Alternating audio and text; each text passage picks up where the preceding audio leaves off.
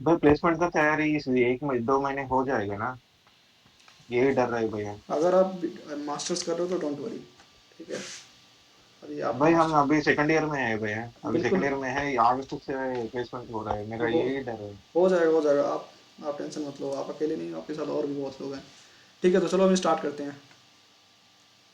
Recording हो रहा होगा, अदरवाइज आप, चलो रिकॉर्डिंग हो रहा होगा, उम्मीद करते हैं, अदरवाइज दोबारा लेक्चर ले लेंगे इसको। ठीक है, समराइज कर रहा हूँ, दिख रहा है ना आपको सब कुछ जो मैं लिख रहा हूँ? हेलो? नहीं भैया। नहीं भैया, नहीं दिख रहा। नहीं सर, नहीं दिख रहा। मैंने स्क्रीन नहीं शेयर किया, अब क्या दिख रहा है? स्क्रीन तो शेयर है यार।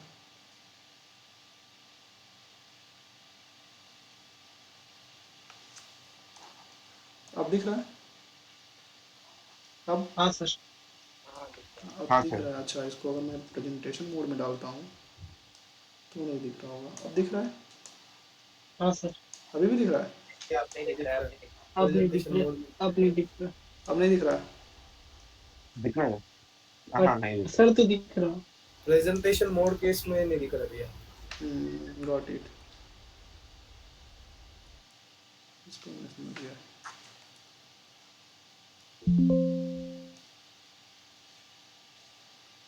प्रेजेंटेशन मोड बीटीएस में नहीं दिख रहा है आपको?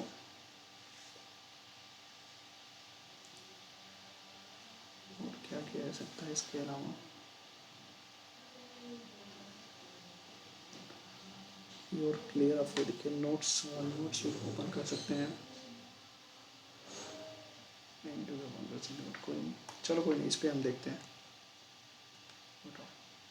ये आपको बस दिख रहा है ना, ये इतना क्लियर है? भैया वाइट, हाँ। हाँ, वो ब्लैक का रखा था। अभी ठीक ठीक है, है भैया। ओके ओके, ठीक है। तो देखो अभी तक हमने क्या डिस्कस कर लिया है। जैसे कि अभी मैं जस्ट क्लियर बोला हूँ आपको कि हमने एस और डी में क्या डिफरेंस होता है डायनेमिक टाइम एनालिसिस में, वो देखा अभी तक पढ़ा है। इसके बाद से हमने फॉल्स पाथ, फॉल्स पाथ, आप ये लेक्चर देख लेना जिनका छूट गया है। देन उसके बाद से डेटा पाथ, ये सब बेसिक बेसिक हैं, तो जो बच्चे एमटेक कर रहे हैं उनको ये सब पता होगा। डेटा डेटा पाथ हो गया, ठीक है। फॉल्स पाथ, डेटा पाथ, आपका क्लॉक जीटर हो गया, ठीक है, क्लॉक जीटर हो गया, क्लॉक स्क्यू हो गया, ठीक है। यहाँ पे स्क्यू भी लिख दे रहा हूँ, लास्ट में स्क्यू ही बढ़ाए थे आई थिंक।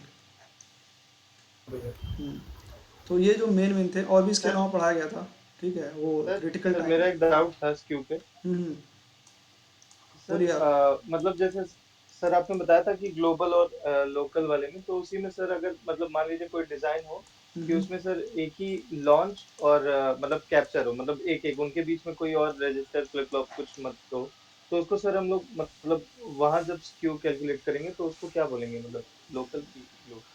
मान लो देखो, ये आपका समझ लो, आपका दो फ्लिप फ्लॉप है, ठीक है। मान लो ये आपका दो फ्लिप फ्लॉप यस है, सर। तो यस ये आपका डेटा हो गया, ये आपका क्लॉक हो गया। आप क्या कह रहे हो, इसके बीच में कुछ ना रहे, बस इन्हीं दो दोनों के बीच में करना है ना आपको? Yes sir. Yes sir. हाँ, तो इसको हम क्या कहेंगे अपना, ठीक है। ग्लोबल कब मैं आपको बोला था, ग्लोबल कब कहना, लोकल कब कहोगे आप? लोकल की डेफिनेशन क्या थी? सर जब बैक बैक टू बैक मतलब जो दो लगे रहते हैं फ्लिप फ्लॉप, उनके बीच का जब निकालते हैं। हाँ जी, उसे लोकल कहते हैं। जैसे मान लो ये एक फ्लिप फ्लॉप है और ये एक फ्लिप फ्लॉप है, इसके बीच में हो सकता है और भी फ्लिप फ्लॉप हों, तो इन दोनों के बीच में जब आप निकालोगे तो उसे कहेंगे लोकल, ठीक है। और अगर कॉमन निकालोगे, जो इनके और इनके बीच में कैप्चर है, मान लो ये आपका लॉन्च है और ये कैप्चर है, तो इनके बीच में अगर निकालोगे तो उनको हम क्या कहते हैं, ग्लोबल। ये नॉर्मल भी हैं, ग्लोबल को ही नॉर्मल कहते हैं, ठीक है। स्क्यू के अच्छा ऊपर मतलब, अच्छा। ठीक है, स्क्यू के ऊपर आप क्वेश्चंस करना स्टार्ट करते हैं, क्योंकि यही हमारा लास्ट टॉपिक था, स्क्यू, ठीक है। थोड़ा क्वेश्चन हो जाए इस पर, न्यूमेरिकल क्वेश्चंस हो जाए इस पर क्या है, ठीक है। तो मैं आपको कुछ क्वेश्चंस बता रहा हूँ कि इसको कैसे कैलकुलेट करते हैं, how we can calculate the skews. So suppose that, so do you remember the formula of the skew? Anyone? Capture minus arrival time at capture, capture capture minus minus launch. Arrival time at the launch. Okay. Capture minus launch, bracket में हम लिख दो time और delay, ऐसे calculate करते हैं. तो suppose that if we have any flip flops, like if we have two flip flop like this one, okay, this is our basic clocks. So there will be some buffers, okay, suppose there will be also some buffers, there will be also some buffers.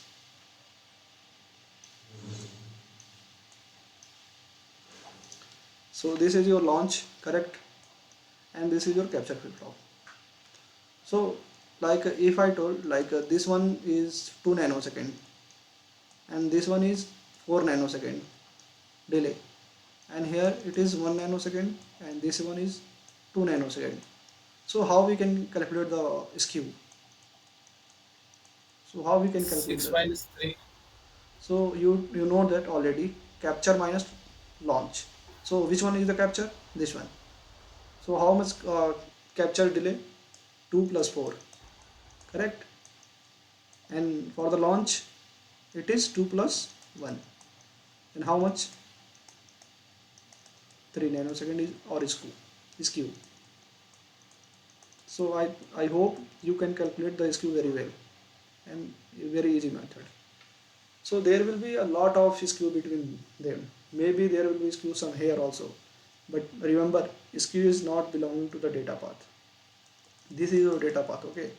Skew is never belonging to the data path. So always skew calculated in the clock path. This is the notice point. Skew calculation in the clock path only.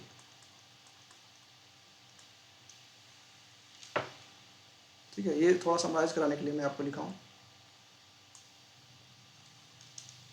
Okay, ji sir. now हाँ ठीक है. now we are going to start the main part of the today session. Okay, so first of all, I will tell you like what is the function of the D flip flop. We should know the functionality of the D flip flop first. So suppose I think you had a study during the BTech time also about the D flip flop. So do you know what is the main function of the D flip flop? How we can calculate the Data output? store. Input is equal to output after one clock Data. period. Correct. Data. Oh, correct. So we should know how it will going to after 1 clock period. I think anyone uh, already told it will generate same input but after 1 clock period. Then how we can decide? So we will see in the waveform. So suppose that we have a clock, any clock. Okay. So just you should know about the functionality of the different clock, because everyone know D and Q. Okay.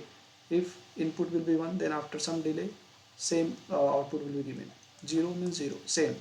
This is the functionality, but how we can say in the waveform form? So suppose this is your clock.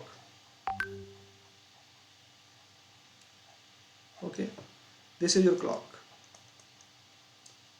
and if we talk about the data part, so data, suppose this is your data.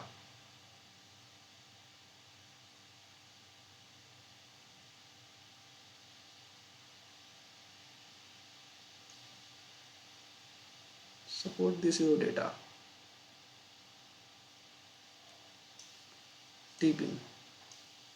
So how you can calculate the Q? Remember guys, this is the very basic things, but before going to start the STA, we should know the functionality of the D flip flop first. Okay, so you know after, suppose this is the positive edge. Do you know positive edge and negative edge? What is the difference? It's a rising edge is the positive edge. Yes, Falling edge is the negative edge. yes, correct. So this is the positive edge. So but if we do circle this type here, so that is called the negative edge. It's mean falling time here, or the negative edge here. Rising time is rising edge means positive edge, and this is the falling edge, negative edge. So we already tell here, we have taken the positive edge, so we can calculate at the rising edge here.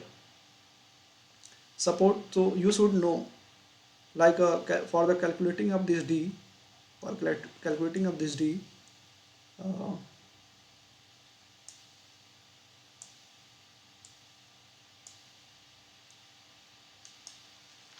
for calculating d, you should see only at the edges, either negative either positive. So if this one is the negative, then we should see this one, this negative part. But here this is the positive, so we should see positive edge. So at the positive edge, what is the value of data? 0. 0. 0. So we can go with the 0, and where we can go till next edge. So you can see here, what is the value of this next edge? 0. 0. So our waveform is going to same. Then again we are going to the see at the next edge. At the next edge, what is the value of this data? 1.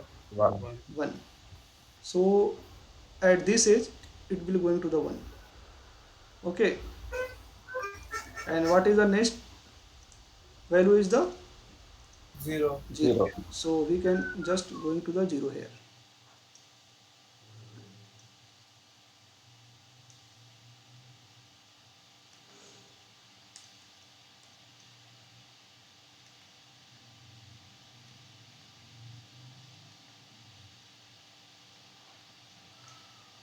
So this is our output Q. This is our output. So remember again, I summarized.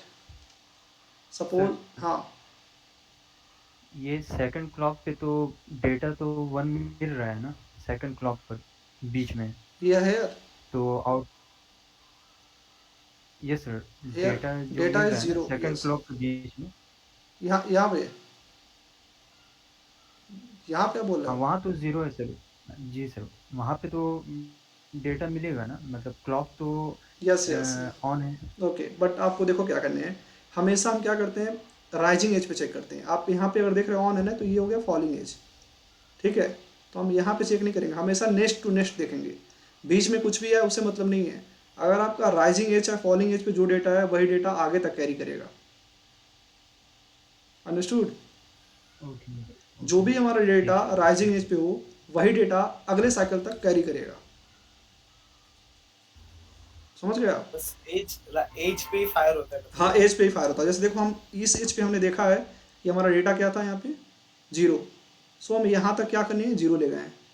अब then ये कहाँ तक जाएगा, next as तक जाएगा, यहाँ तक जाएगा. ठीक है, यहाँ पे फिर चेक करना है आपको, इस एज पे क्या आ रहा है डेटा, 0 ही आ रहा है, तो आगे तक भी 0 जाएगा, नेक्स्ट एज तक, यहाँ तक.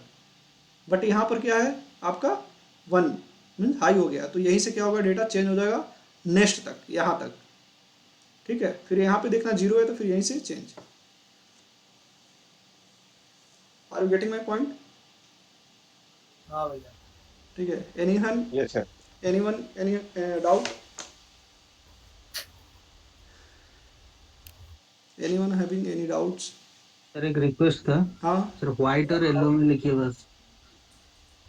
वाइट और येलो. ओके. भैया आउटपुट थोड़ा शिफ्ट हो गया है ना, बट हाँ, आउटपुट शिफ्ट हो गया. ठीक है, पहले जो आउटपुट आपका यहाँ पे आता था, अभी देखो एक क्लॉक साइकिल शिफ्ट हो गया यहाँ तक.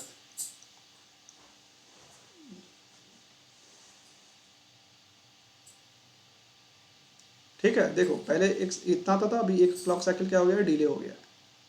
समझ गए आप लोग? हेलो. हाँ भैया. तो डी फ्लिप फ्लॉप का ऑलवेज आउटपुट क्या होता है, 1 क्लॉक साइकिल 1 टी डिले के साथ हम आउटपुट देखते हैं, सेम आउटपुट आता है. ये वेवफॉर्म ना आगे ना सेम ही बनता है, ऐसे सेम ही बनता अगर हम यहाँ पे भी और लिए रहते तो. ठीक है.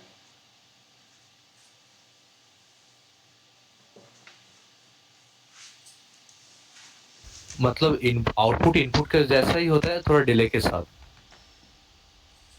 हाँ जी, हाँ जी, सेम होता है, बस एक साइकिल का डिले होता है, जो कि आप यहाँ पे देख रहे हो. वही. ठीक है, तो आप अब कोई डी फ्लिप फ्लॉप का देगा वेव फॉर्म, तो आप कैलकुलेट कर लोगे कि आपको क्लॉक दे दिया जाए, डी फ्लिप फ्लॉप और क्लॉक दे दिया जाए, तो आउटपुट कैसे निकालना है. हमेशा आपको कब जी देखना है? Sir.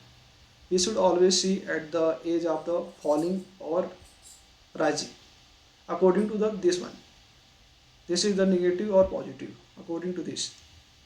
If this clock edge is the negative, then we should see this negative sides.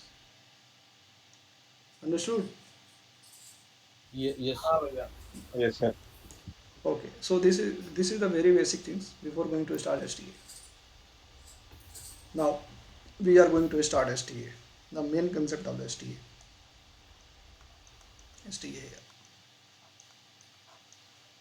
So before going to start STA, I would like to tell you something in the D flip flop only. So suppose this is your D flip flop.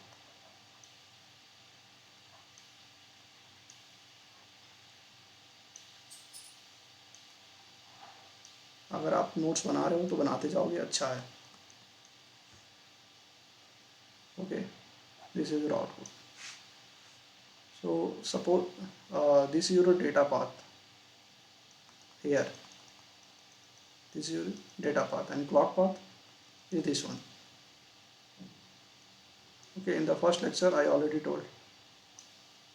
From here, clock, this is Q0 and this is Q1. This is D1. So this is just we have some naming culture. You should remember the naming cultures. Sir data path नीचे से क्यों जाएगा? Data path नहीं, वो clock तो path. D से। This is a clock path. Clock से मैं बोला था ना, जब भी क्लॉक से आएगा तो उसे कौन सा पाथ कहेंगे? Clock path. ठीक है। और डेटा, मान लो ये जो डेटा है वो क्लॉक पे डिपेंड था ना, अभी मैं बताया हूँ ना आपको, जब भी क्लॉक के राइजिंग एज या फॉलिंग एज आए तभी हम डेटा को चेंज करेंगे। ठीक है, तो एक्चुअली यहाँ से नहीं लेते हैं डेटा पाथ हम यहाँ से लेते हैं, क्योंकि इसी क्लॉक पे डिपेंड करता है ये डेटा, समझे? This data is always dependent to the first clock and second clock also, but we are going to take first clock here. So this is your data path. So just a naming culture here. So this one called like a QC to Q. TCQ means clock to Q means this path. Okay, and maybe there will be some combo. So we can also see T combo, sir T stand for time or delay. T combo. TCQ मतलब क्या भैया? TCQ means clock to Q. Clock here is, you can see clock and it is going to the Q side. Okay, so just a naming culture. TCQ, C to Q, clock to Q, timing, clock to Q, timing. Similarly for this combo means combination logic, combo, timing. Understood? Sir अभी हम जिस topic पढ़ते हैं उसका नाम क्या है? अभी आप भूल जाओ, अभी मैं बताऊंगा, अभी ये बस समझो। ठीक है, अभी आप ये समझो ये क्या है। इस यहाँ से जब यहाँ को हम देखेंगे तो क्या कहेंगे? ठीक है, इसको बात को हम बस नेमिंग कल्चर याद रखो। ये कॉम्बो है, मतलब कॉम्बिनेशन लॉजिक है, तो बस टी से लिख दिया हूँ। टाइमिंग ऑफ कॉम्बिनेशन लॉजिक, समझ गए आप? ओके भाई। क्लॉक से कॉम्बो लॉजिक से पहले वो टीसी के पाथ है, आप पूरा टीसी के पाथ जितना भी- TCQ मीन्स यहाँ से यहाँ तक, बस यहाँ से बस यहाँ तक। हाँ ओके। कॉम्बो मीन्स इस कॉम्बो का। भैया दोनों मतलब एक तरह का डिले हो गया क्या? यहाँ डिले ही है। ठीक है, आगे मैं बताऊंगा, बट अभी आप नेमिंग कल्चर को जान जाओ। ठीक है। और TCQ and combo plus equals to data path total. No, don't assume these things, just know this one, T combo and TCQ. What is the TCQ, what is the T combo? Okay, and for the SQ this is the buffer, simple buffer things. Okay, now we are going to the next slide. So STA. So before STA I would like to tell you some definition. In STA what we going to calculate, what we not. So in STA there is some setup time. I will tell what is setup time and how we can calculate this one. And there is some hold time thing. hold timing check. So I told you in the initial lecture, in STA means we have to check the timing of our circuit. So for checking the timing for our circuit, there is some two way. First we should check setup timing, and second we should check hold timing. Now in our mind, there are a lot of questions about setup and hold, like what is the setup, how we can calculate. I think it is going to be in mind. But now we start what is the setup and hold. So for the setup timing, just there is some definition in the setup. Okay, and why this definition has been come, I will tell you also the reason proper. So what is the setup time? और ये जो classification है ये किस basis पे है? Timing. This is the basic of the timing. We are going to check the timing in the tool on this basics, setup and hold. Okay, so setup timing, the definition. Suppose like you can write like our data setup time is the minimum time. Just I write here. It is the minimum time. Setup time is the minimum time, so that our data must be stable. Okay, during the who are in the MTech, it is before or after. Who are currently pursuing the MTech, what is the setup time? Before. Before or Before. after? Before. Before. Okay, good. So there is a little bit difference between the setup and hold. So setup time is the minimum time, so that data must be stable before the rising age of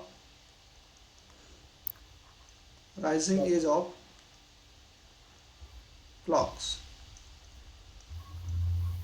Just you should know the definition. I will tell what is the rising age, what is the setup before, why.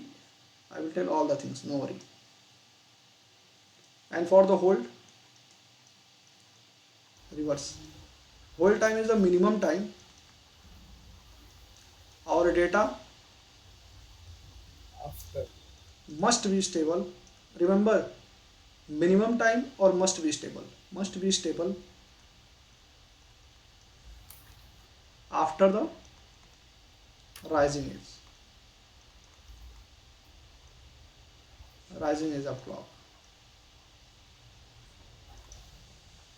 Okay, you should note down with my parallel also. Otherwise, I will also provide this PPT in the form of the PDF. So what is the setup time? Just know the definition first. Setup time is the minimum time our data must be stable before the rising age of the clock. Suppose this is your clock. This is your clock. This is the rising age. Okay. So setup time means before, इसके पहले हमारा कोई भी जो भी data आना चाहिए वो स्टेबल होना चाहिए. ठीक है, ये जस्ट बेसिक थिंग बता रहा हूँ, अभी ऐसे नहीं होता है. अब होल्ड टाइम क्या है, इसके बाद से जो भी हमारा डेटा होगा वो स्टेबल होना चाहिए. डेटा मीन्स तो क्या, जो भी हमारा इन्फॉर्मेशन है, मान लो तुम्हारा अगर डी फ्लिप फ्लॉप है तो डेटा पिन क्या होगा, डी होगा. यही डेटा क्या होना चाहिए, इसके पहले बिफोर एंड आफ्टर स्टेबल होना चाहिए. अब समझते हैं कैसे होना चाहिए. ठीक है, ये तो ऐसे तो होगा नहीं. ये डेफिनेशन आपको समझ में आया, डेफिनेशन क्या कह रहा है.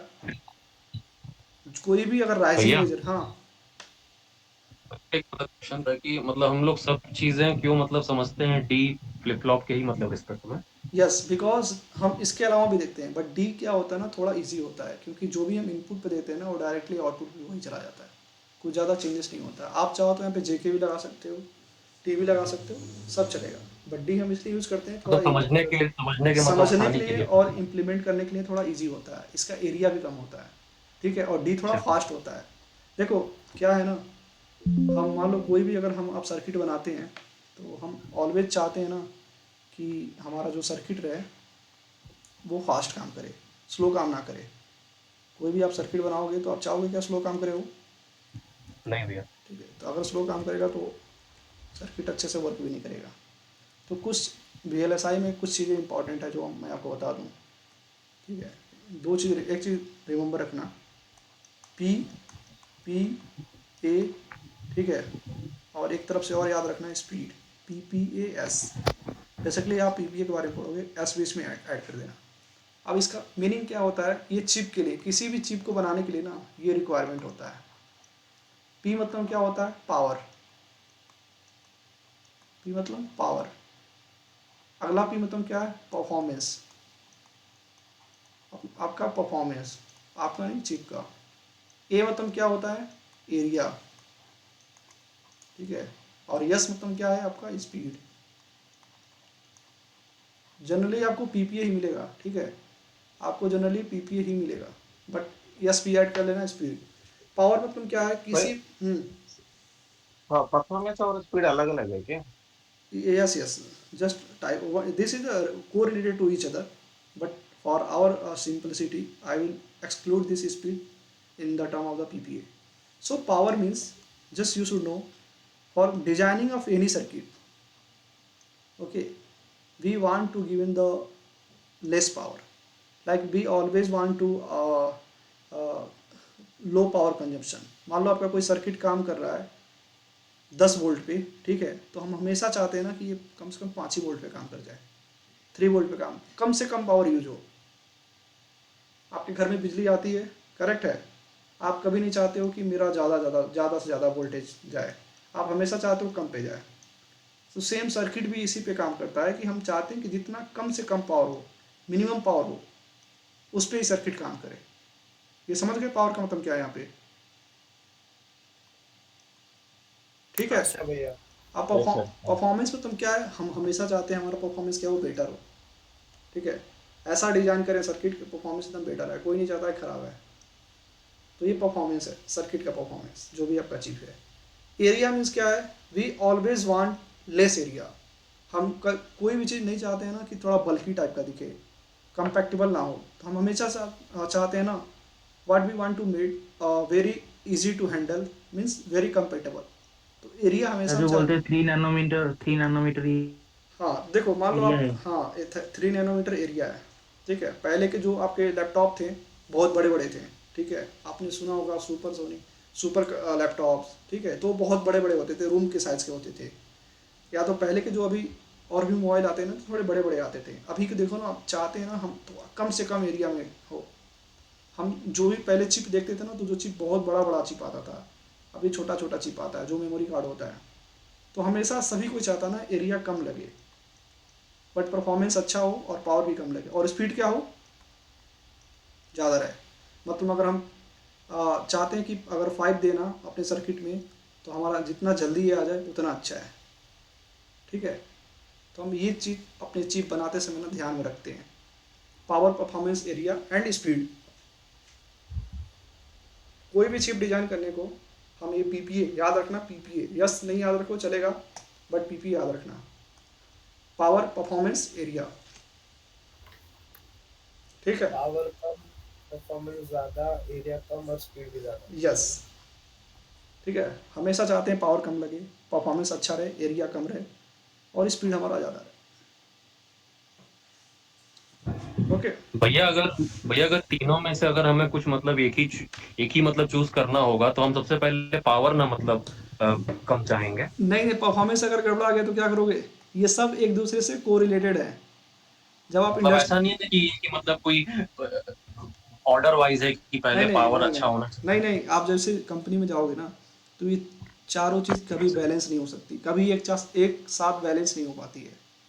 आपको किसी ना किसी से, आपको क्या करना पड़ेगा, देखना पड़ेगा यार कि चलो ठीक है कोई बात नहीं, थोड़ा मेरा पावर चला जाए लेकिन परफॉर्मेंस अच्छा हो। अरे according to the requirement of the company और customers, we should design the chip.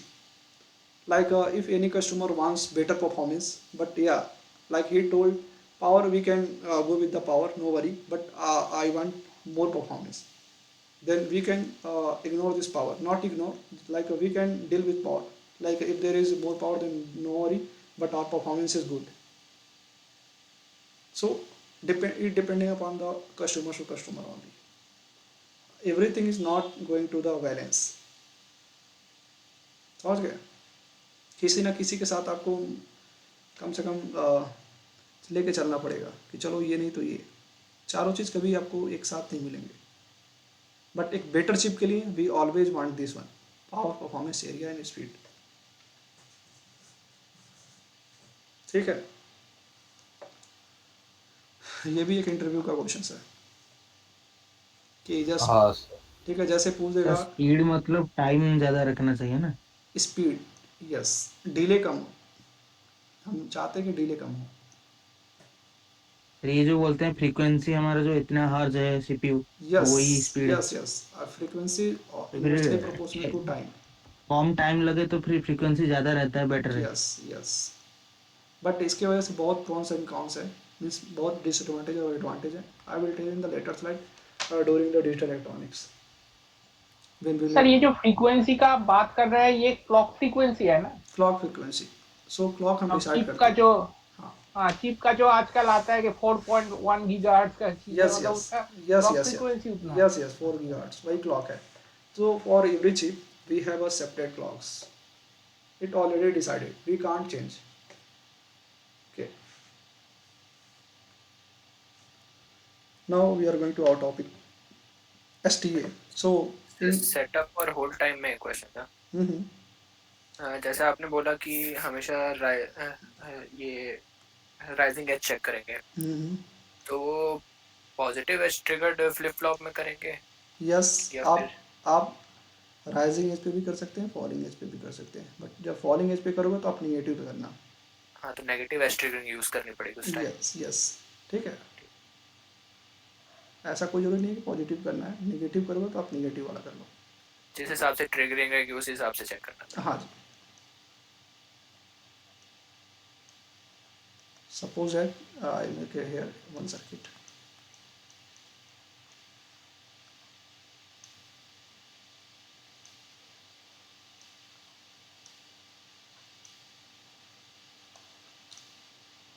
So what we call this this flip flop? Launch, and this one capture. capture. So for capture clock, what we need to call capture clock, and for launch, what we call capture clock, because it will connect it to this one, and it is connected to the flip flop 2 or capture clock. So just basic things I would want to draw here.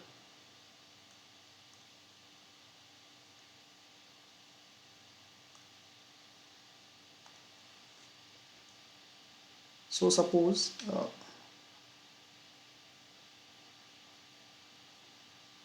what is the setup and hold violation? I will tell you.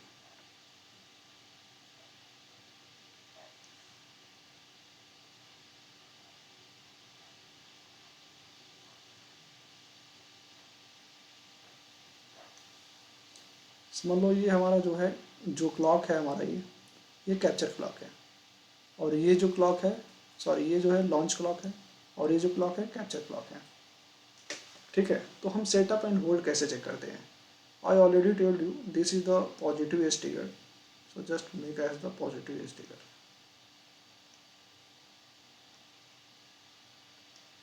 Okay, but you should also write some points also in the capture and hold, setup and hold.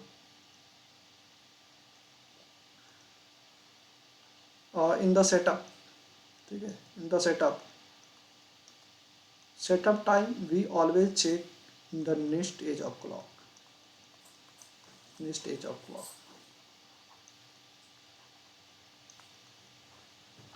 and hold time we always check same edge of the clock, same of the clock. Same and मतलब क्या है कि हम मान लो ये जो clock है ये दोनों सेम है, कैप्चर एंड होल्ड, तो हम यहाँ पे होल्ड चेक करते हैं, या तो यहाँ पे कर लो सेम पे।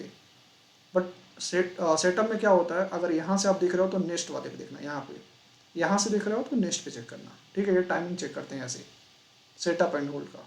क्यों चेक करते हैं सेम पे, क्यों होल्ड पे, I will tell you. So what is the definition of the setup? Setup time is the minimum time so that data must be stable before the clock or before the next edge of the clock. You can also do before the next edge. So अगर मान लो ये हमारा launch है तो हम यहाँ से launch करते हैं तो ये जो हमारा नेक्स्ट एज क्लॉक यही रहेगा। तो इसके पहले क्या होना चाहिए, हमारा जो भी डेटा है इसके पहले क्या होना चाहिए, स्टेबल होना चाहिए। ठीक है, सेटअप का ये डिफिनीशन है। अगर हम लॉन्च से कोई डेटा भेजते हैं, लॉन्च क्लॉक से कोई डेटा अगर भेजते हैं, तो जो भी डेटा जाए वो जो नेक्स्ट एज ऑफ क्लॉक है उसके पहले ही जो भी होना स्टेबल होना चाहिए। स्टेबल का मीनिंग क्या है, कोई बताएगा? स्टेबल मतलब क्या कहना है सर, मुझे तो समझ ही नहीं आ रहा है। ठीक है, स्टेबल मतलब क्या है, हमारा जो डेटा है ना, जो भी हमारा डेटा ऐसे टॉगल नहीं करेगा बार बार ना। टॉगल मतलब बार बार चेंज नहीं होता रहेगा, एक लंबे समय तक या तो हाई रहे या तो जीरो रहे। ठीक है, या तो जीरो रहे, उसे हम कहते हैं स्टेबल। अगर कोई डेटा बार बार चेंज कर रहा है, फ्रिक्वेंटली बार बार इधर उधर हो रहा है, ऊपर नीचे चेंज हो रहा है, तो डेटा स्टेबल नहीं होता है। समझे, स्टेबल का मतलब ये है। तो जो भी हमारा लॉन्च से जो हमारा डेटा जा रहा है नेक्स्ट एज पे, वो यहाँ पे टॉगल नहीं करना चाहिए बार बार। अगर करेगा तो क्या होगा वो मैं बताऊँगा, बट यहाँ पे क्या होना चाहिए, स्टेबल होना चाहिए। और सिमिलरली अगर हम होल्ड के लिए चेक करते हैं, तो जो भी हमारा डेटा है सेम एज पे, वो भी डेटा क्या होना चाहिए, ठीक है, इसके पहले जब भी जाएगा तो क्या होना चाहिए, स्टेबल होना चाहिए। समझ? तो एक अगर मैं फिगर बनाऊं, सिंपल सा वन फिगर अगर मैं बनाता हूं आपको,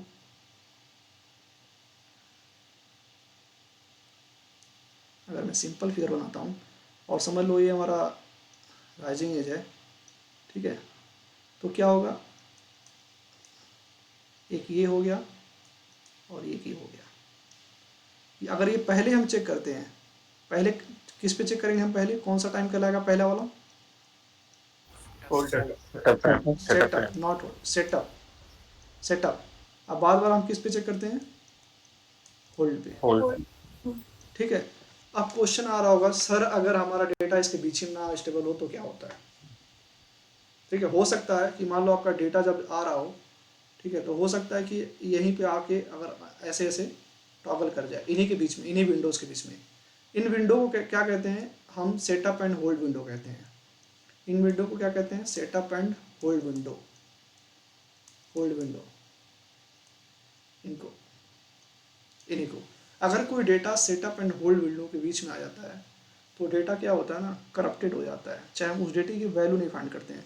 मान लो कोई अगर डेटा मान लो है, कोई आ रहा है ऐसे बार बार टॉगल कर रहा है, ऐसे बहुत कम सेकंड में टॉगल करता है, तो हम आप नहीं लगा पाओगे कि ये 1 है कि 0 है। 1 0 का मतलब ये समझ लो, अगर डेटा डाउन जा रहा है तो उसे 0 कहते हैं, अगर डेटा ऊपर है हाई है तो उसे 1 कहते हैं। तो अगर बार बार किसी कोई चीज़ टॉगल कर रहा है बार बार, तो हम कैसे पता कर पाएंगे कि 0 है कि 1 है, नहीं पता कर पाएंगे। तो अगर इनके बीच में आता है ना, तो डेटा हम पता नहीं कर पाते हैं कि 0 है कि 1 है, कि उसकी वैल्यू क्या है। तो वो कंडीशन क्या कहलाता है, मेटा स्टेबिलिटी। अब मेटा स्टेबिलिटी के देन हम डेफिनेशन कैसे बोलेंगे, if any data come into the setup and hold window, then this probability is called metastability. This state is called metastable state. फिर से मैं रिवाइज करा रहा हूँ, फिर से देखो, सेटअप क्या कहते थे, जब भी हमारा डेटा है तो नेक्स्ट क्लॉक के पहले क्या होना चाहिए, स्टेबल होना चाहिए। होल्ड के लिए क्या कहते थे, जो भी हमारा डेटा है सेम एज पे रहना चाहिए, बट उसके बाद भी जैसे जाए ना डेटा स्टेबल होना चाहिए, वो मिनिमम टाइम। तो मान यहाँ पे लिखा गया है पहले को सेटअप बाद को होल्ड, बट अगर सर डेटा इसके बीच में आ जाए तो क्यों, डेटा आप जानते नहीं हो किसके बीच में आएगा किसके बीच में नहीं आएगा, बट अगर इन केस इसके बीच में आ जाता है तो वो डेटा की वैल्यू हम फाइंड नहीं कर पाते हैं। तो उस डेटा को क्या कहते हैं, उस कंडीशन को क्या कहते हैं हम, मेटा स्टेबिलिटी। मेटा स्टेबिलिटी ये पूछा जाएगा आपसे, उस कंडीशन को क्या कहेंगे, मेटा स्टेबिलिटी। भैया एक बार फिर से फिर से चलो, फिर से मैं बताता हूँ, नए तरीके से फिर से बताता हूँ, ठीक है। मतलब बेसिकली अगर हम लोग का ये कंडीशन टॉगल हो रहा है तो उसको हम लोग मेटास्टेबिलिटी बोलेंगे, अगर उस सेटअप एंड होल्ड विंडो में आ रहा है तो। अच्छा ठीक है, हाँ। अगर उसके बाद आएगा तब तो कोई दिक्कत ही विंडो नहीं। कौन डिसाइड करेगा, विंडो बताया हूँ ना, क्लॉक एज, ठीक है, क्लॉक एज डिसाइड करता है। क्लॉक, तो क्लॉक से देखने के बाद मान लो ये आपका राइजिंग एज है, ठीक है, ये भी राइजिंग एज है, तो इतना इतना पोर्शन आप ले लो यहाँ का, इतना पोर्शन आप ले लो इधर का, ठीक है। इस पोर्शन में अगर डेटा आता है तो हम, अगर आता है तो कौन सा वायलेशन होता है, इसको क्या कहेंगे, सेटअप वायलेशन। अगर इस पोर्शन में अगर कोई डेटा आ जाता है, फॉल होता है, तो इसको क्या कहेंगे, होल्ड वायलेशन हो जाएगा। वायलेशन मतलब क्या होगा, एरर आ जाएगा। सिंपल से जान जाओ, वायलेशन मतलब एरर। अगर मैं हिंदी में बोलूँ तो वायलेशन मतलब एरर। भैया डेटा आ जाना मतलब टॉगल होना क्या? डेटा आ जाना मतलब इसके बीच में टॉगल हो जाना, स्टेबल नहीं रहना। हाँ मतलब 0 से 1, 1 से 0 हाँ, because we know that the definition of the setup. What is the definition of the setup? Setup time is the minimum time so that data must be stable before the next stage of the clock. Next clock pulse. हाँ And similarly इसका उल्टा होता है hold के लिए, after the minimum time so that data must be stable after the rising edge of the clock. But ये same as पे check करते हैं, बस ये। अगर वायलेशन होने से वो डेटा करप्ट हो जाता है ना। डेटा वायलेशन होने से डेटा करप्ट नहीं होता है, वो आपका जो टाइमिंग मीट नहीं होता है। मान लो टाइमिंग 10 पे आना चाहिए। सर होल्ड टाइम है जो राइजिंग एज के बाद कितना टाइम स्टेबल रहना चाहिए? इसका कोई फिक्स नहीं होता है, वही मैं बता रहा हूँ। कितना कितना होना चाहिए नहीं, जस्ट इसके एक विंडो होता है, इतना विंडो होता है, उसके बीच में नहीं आना चाहिए। वो मैं कैलकुलेशन बता रहा हूँ आपको, कितना होना नहीं चाहिए, ठीक है, वो मैं बता रहा हूँ आपको। बट अभी आप डेफिनेशन बस समझो, और डेफिनेशन को वे फॉर्म में समझो। कितना होना चाहिए वो मैं अभी बता रहा हूँ आपको। ये मेटा स्टेबिलिटी का कंडीशन समझ गए कि अगर सेटअप एंड होल्ड के बीच, विंडो के बीच में अगर हमारा डेटा टॉगल करता है तो वो क्या कंडीशन, वो कंडीशन क्या कहलाएगा, metastability condition. Metastability का मीनिंग ये है कि we don't know the exact value of the data, either 0, maybe it will either 0 और 1, वी डोंट नो। समझ गए भैया? हाँ मतलब कि ये जो दो आप मतलब बाउंड्री बनाए हैं डॉटेड लाइन की, हाँ, इनके मतलब बीच में पूरे टाइम ड्यूरेशन में डेटा को स्टेबल होना चाहिए। यस।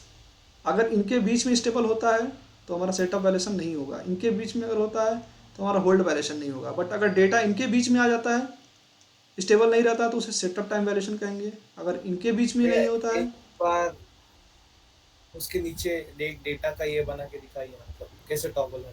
अरे मान लो ऐसे डेटा आ रहा है तुम्हारा, ठीक है, ऐसे डेटा आ रहा है, हाँ। इसके बीच में ऐसे टॉगल होने लगा, समझ गए? एक बार भी हुआ तो भी मेटा स्टेबल स्टेट। यस, अगर एक बार भी हो गया इसके बीच में तो मेटा स्टेबिलिटी केस आ सकता है। तो इसको सेटअप वायलेशन नहीं बोलेंगे, सेटअप वायलेशन भी बोलेंगे, ठीक है। अगर इसके इधर रहा, मेटा स्टेबिलिटी बोलेंगे, फिर सेटअप वायलेशन भी बोलेंगे। मेटा स्टेबिलिटी का एक कंडीशन हो गया, बोलेंगे सेटअप और होल्ड। अगर इनके बीच में आता है, इसके बीच में आता है तो सेटअप बोलना है, अगर इसके बीच में आता है तो क्या बोलेंगे, होल्ड। समझे? ये कंडीशन को हम मेटा स्टेबिलिटी कहते हैं। भैया पहले ना आप एक बार ना नॉर्मल सेटअप कैसा होता है और एक बार होल्ड कैसा होता है वो बोल दीजिए, दिन वायलेशन बोलिए, तो ये तो मैं आपको, ज्यादा क्लियर हो। अरे तो मैं ये आपको ऊपर ही बताया ना आपको, ये नहीं समझे सेटअप वायलेशन किसे कहते हैं, होल्ड वायलेशन किसे कहते हैं? यहाँ पे आपको मैंने बताया ना। नहीं, इसके अकॉर्डिंग एक डाटा ड्रॉ कर दीजिए ना, उसके अकॉर्डिंग, मतलब एकदम सेटअप के अकॉर्डिंग और होल्ड के अकॉर्डिंग एक डाटा, मतलब डाटा पाथ ड्रॉ कर दीजिए, देन आप उसको वायलेशन टॉगल मोड में चले जाइए। देखो आपको समझ में आया कि नहीं, आप ये बताओ पहले सेटअप क्या होता है, आप बताओ जरा, आपको समझ में आया सेटअप किसे कहते हैं? हाँ, सेटअप मतलब जो नेक्स्ट क्लॉक मेरा आने वाला है ना, उसके बाद आपको अच्छे से मतलब डाटा को टॉगल नहीं होना है, और होल्ड है तो सेम क्लॉक में आफ्टर आपको टॉगल नहीं होना है। ठीक है, अगर उसके बीच में कोई भी आता है, ठीक है, तो वायलेशन कहलाएगा। अब कौन सा वायलेशन कहलाएगा? मान लो उसके अगर पहले आता है तो सेटअप वायलेशन कहलाएगा, उसके बाद आएगा तो होल्ड वायलेशन कहलाएगा। बस इतना जानो, वही वायलेशन है और हाँ। पूरे इसको मेटा स्टेबल। हाँ, और इस पूरे वायलेशन के कंडीशन को हम मेटा स्टेबिलिटी कंडीशन कहते हैं। अब क्लियर हुआ? हाँ ठीक है। किसी को और कोई डाउट है कि सेटअप? इसका मतलब सेटअप और होल्ड विंडो है, हाँ? उसमें या तो 0 ही रहेगा या तो 1 रहेगा। हाँ, हम ऐसा सर्किट डिजाइन करेंगे बाद में। मान लो इसके बीच में आ गया तो खराब हो गया, बट सर खराब तो हम करेंगे नहीं। कैसे हम करेंगे कि या तो 0 रहे या तो 1 रहे, वो हम आगे पढ़ेंगे एक ही समय पर, एक ही समय पे। हाँ, सेटअप और उसके लिए, हाँ, उसके लिए हम कुछ चेंजेस करते हैं, वो मैं आगे बताऊंगा आपको। बट अभी आप ये जान जाओ कि मेटा स्टेबिलिटी कंडीशन किसे कहते हैं। अगर कोई डेटा हमारे सेटअप एंड होल्ड के विंडो में आ जाता है तो उस कंडीशन को हम बस कहेंगे मेटा स्टेबिलिटी कंडीशन। अगर वो डेटा सेटअप के विंडो में आता है तो सेटअप वायलेशन हो जाएगा, अगर वो डेटा होल्ड के विंडो में आ जाता है तो होल्ड वायलेशन कहलाएगा।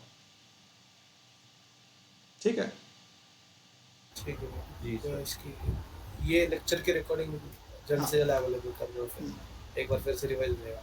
ठीक है सर। हाँ बोलो आप। सर जैसे कि सेटअप जो अपना अगर सेटअप टाइम में हमारा जैसे कि जो डाटा है जैसे 1 है, ठीक है, एंड अगर जैसे राइजिंग एज पे अगर अपना डाटा टॉगल हो गया, जैसे होल्ड में 0 आ जाए और सेटअप में 1, तो इसे तो मेटा स्टेबिलिटी कंडीशन बोलेंगे, तो इसको कौन सा वायलेशन बोलेंगे सर?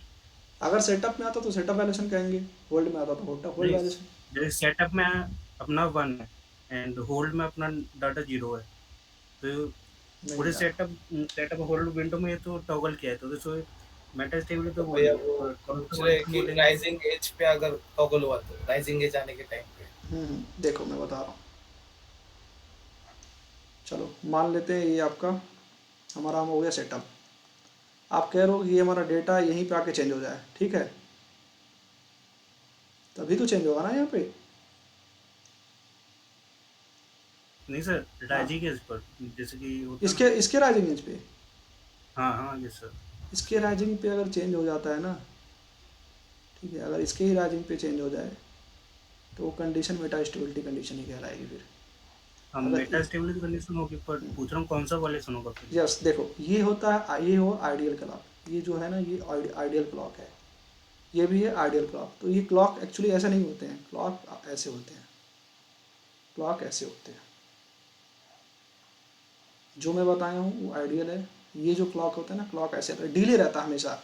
तो कभी भी क्या होता है ना, इसके सेम एज पे कभी नहीं होता, हमेशा थोड़ा थोड़ा डिफरेंस होगा। समझ गए आप?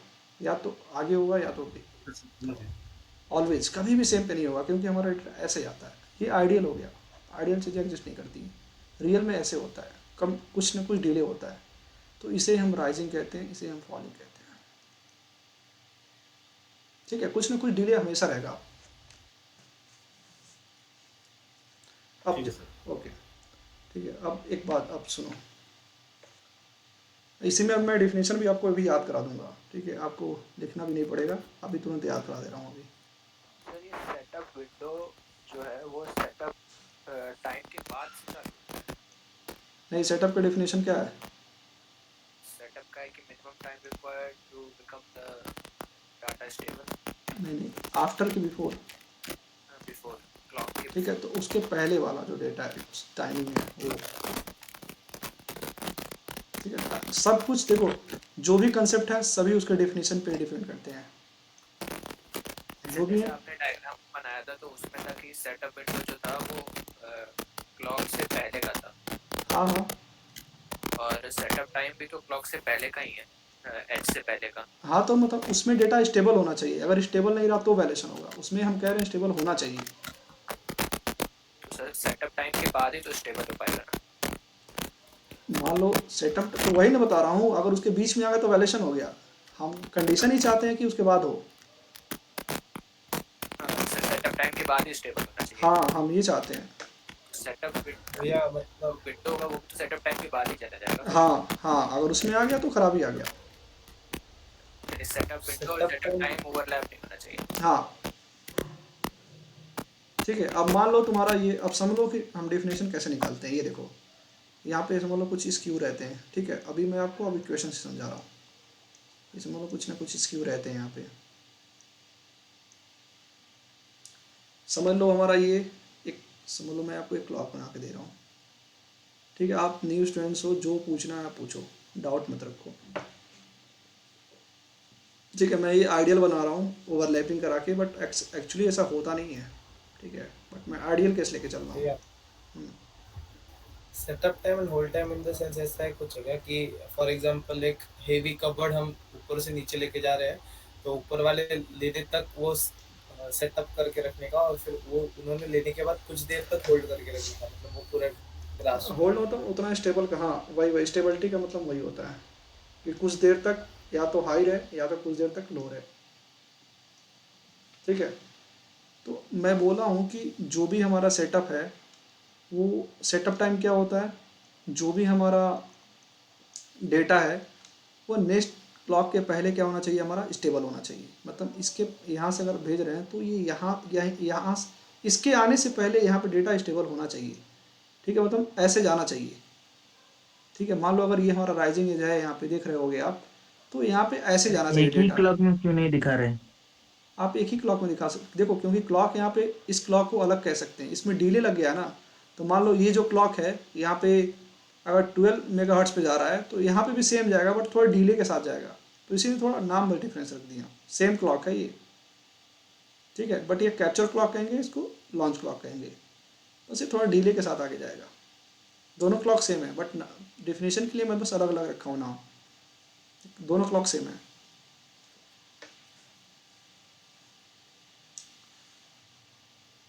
तो देखो क्या है कि ये जो हमारा है, ये जो हमारा डेटा है, ये क्या होना चाहिए, स्टेबल होना चाहिए। मतलब या तो लो ही रहे या तो हाई रहे। तो हमारा ये हम आपको बताए थे कल, इसको क्या कहते हैं हम, डेटा पाथ, इसको क्या कहते हैं, क्लॉक पाथ। ठीक है, कल भी मैं आपको बताया था और आज भी बताया हूँ। तो हमारा देखो क्या होना चाहिए, एक होता है अराइवल टाइम, एक होता है रिक्वायर्ड टाइम, जो मैंने आपको कल बताया था। अराइवल टाइम में क्या क्या आता है, ये, ठीक है, ये, और ये क्या है रिक्वायर्ड टाइम। यहाँ पे मैं फिर से लिख दे रहा हूँ, टी अराइवल, अराइवल मीन्स ए। अराइवल टाइम में क्या क्या आएगा आपका, ये कौन कौन सा टाइम आएगा, टी से क्यू टू क्यू, मतलब क्या है ये है क्लॉक और ये है क्यू। तो इस टाइम को क्या कहेंगे, सी टू क्यू प्लस ये कॉम्बो, ये भी आएगा कॉम्बो। ठीक है, हमेशा चेक करते हैं सेटअप टाइम इसी में। और हम अराइवल क्या बोले थे आपसे, अराइवल टाइम को क्या कहते हैं, यहाँ पे आप देखो टी क्लॉक प्लस अगर कोई स्क्यू रहता है तो नीचे वाले को टी हम रिक्वायर्ड कहते हैं। ठीक है, नीचे वाले को टी रिक्वायर्ड कहते हैं और ऊपर वाले को हम अराइवल कहते हैं। तो देखो हम क्या कैसे करेंगे कि हमारा डेटा इसके पहले आए, ज़रा सोचना। ठीक है, एक बार सोचना। मान लो हमारा ये कौन सा है, नीचे वाला रिक्वायर्ड, एक और बार बोलना वो क्या सर, टी एक बार फिर से बोल। टी, देखो टी अराइवल क्या है, ऊपर वाला टाइम होता है, ऊपर वाला डेटा वाला, डेटा पार्ट वाला। हाँ, और टी रिक्वायर्ड क्या होता है, क्लॉक वाला पाथ। सिंपल सा जान जाओ। ओके, ठीक है, ये सब भूल जाओ, ये क्या लिखा हूँ ये सब भूल जाओ। कल भी बताया था आपको, टी अराइवल डेटा वाला पाथ और रिक्वायर मतलब क्लॉक वाला पाथ। तो मान लो हमारा जब भी डेटा है, डेटा हमेशा कौन सा रहेगा, अराइवल वाला ही पाथ रहेगा। ठीक है, जब हमारा अराइवल वाला पाथ रहे। तो चलो हम एक क्लॉक बना के अब समझाते हैं आपको। अभी आप कोई पूछ रहा था ना सर 2 क्लॉक के बना दियो, आप एक बनाओ तो और अच्छे समझ में आएगा। हम एक क्लॉक बनाते हैं।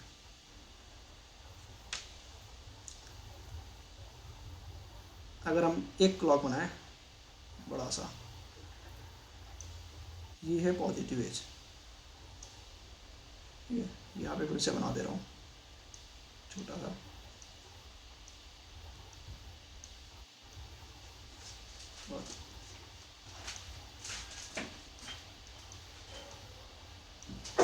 ठीक है, मान लो अगर कोई आपका डेटा जा रहा है, ठीक है, तो हम क्या कहते हैं, सेटअप मतलब क्या, इसके पहले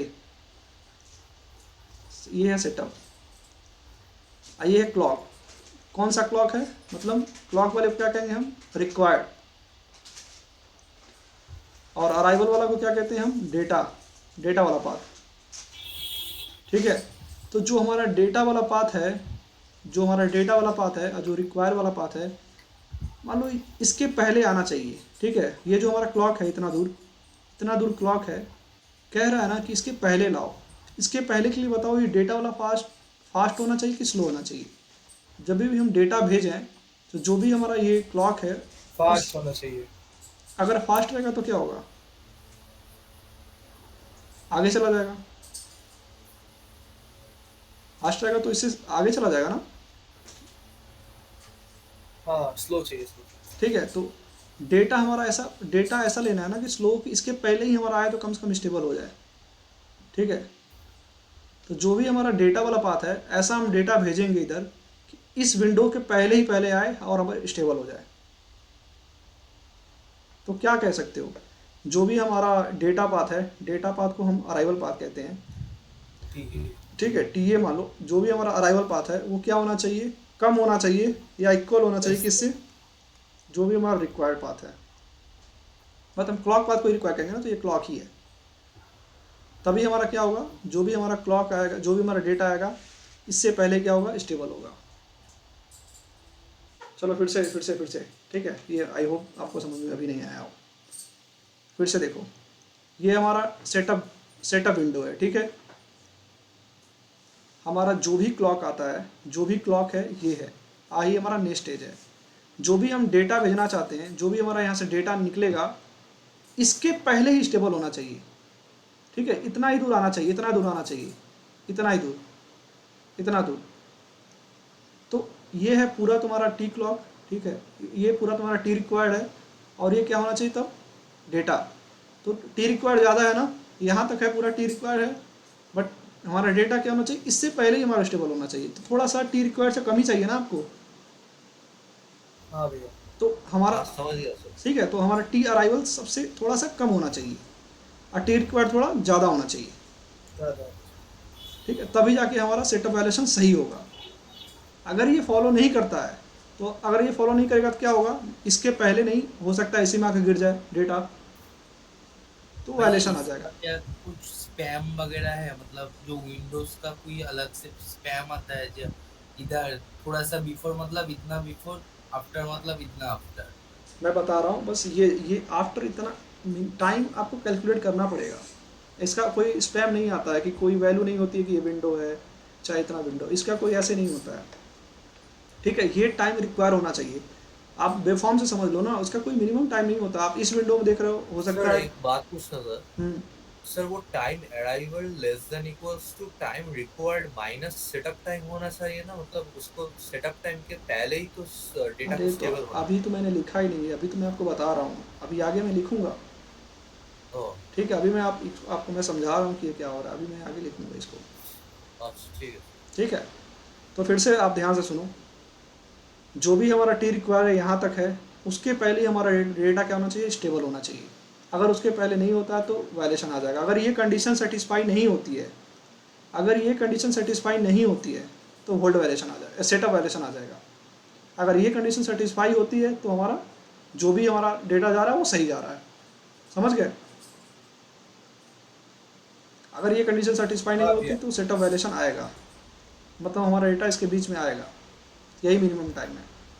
तो हम देखो टी अराइवल को कैसे लिख सकते हैं, टी अराइवल क्या क्या होता है, डेटा वाला पाथ क्या क्या होता है, T C Q plus T combo,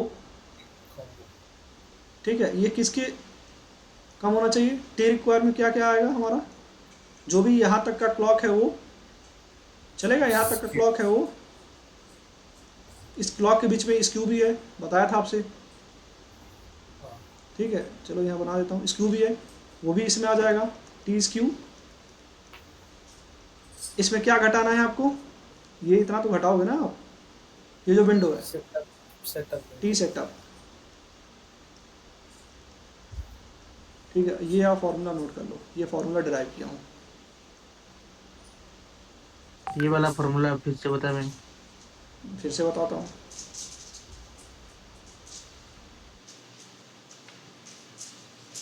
ये फॉर्मूला इंपॉर्टेंट है,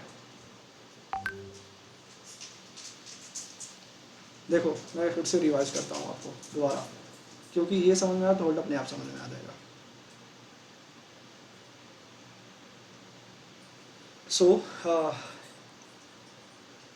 So we should know that this is our setup windows. Next is our setup window. So we also know that we want data must be stable before the setup window. So this is our hold time. This is hold time, clock time, and in this clock time there is some skew also. So skew is already added, but this is our setup window. So we want in this time, before this time our data must be stable. It means और data must be come before this time. So what is the condition? Like our data must be come before this time. This one, data arrival. Data arrival means जो भी हमारा data ऊपर से जो जा रहा है वही तो डेटा हमको चाहिए जो उससे कम आए, तो ये कंडीशन है। जो भी हमारा टी अराइवल है टी रिक्वायर्ड से कम होना चाहिए, मीन्स टी रिक्वायर्ड इतना ज़्यादा है। मान लो ये हमारा एक है ना, इतना मान लो सपोज दैट ये आपका टी रिक्वायर्ड है, ठीक है, यहाँ पे ही आपको चेक करना है, तो इससे पहले ही चाहिए डेटा चाहिए, अंडरस्टूड? इससे हाँ पहले ही डेटा चाहिए। तो जो भी हमारा टी रिक्वायर्ड है ये तो ज़्यादा ही है, और टी है डेटा है, टी डेटा है तो ये कम है, तो मतलब क्या है, टी रिक्वायर्ड ज़्यादा होना चाहिए और टी डेटा कम होना चाहिए। तो यही कंडीशन लिखा गया है बस। ऐसी कंडीशन से ये फॉर्मूला आया, क्योंकि हमको पता है टी अराइवल में टी सी की भी आता है, टी कॉम्बो भी आता है, और टी रिक्वायर में क्या आता है, क्लॉक भी आते हैं और उसके साथ स्क्यू भी आता है। और हमारा जो एक इसमें टी आ रहा था तो इसको तो माइनस करना ही पड़ेगा ना आपको, जो आ रहा था यहाँ पे तो माइनस हो गया। तो अगर आपको कोई दे देगा टी सी क्यू डिले दे दे, टी कॉम्बो डिले दे दे, टी क्लॉक डिले दे दे, टी स्क्यू दे दे और पूरे सेटअप टाइम क्या है तो आप निकाल लोगे।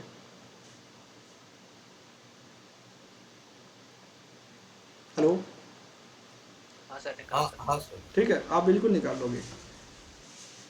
तो ये रहा। अगर मैं एक एग्जांपल लेके अगर बात करता हूँ आपको, ठीक है, ऐसा ही होल्ड के लिए मैं बता दूँ, फिर एग्जांपल लेके बात करते हैं।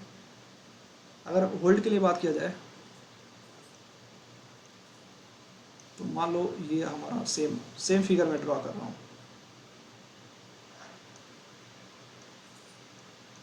इसमें कुछ इम्पोर्टेंट है,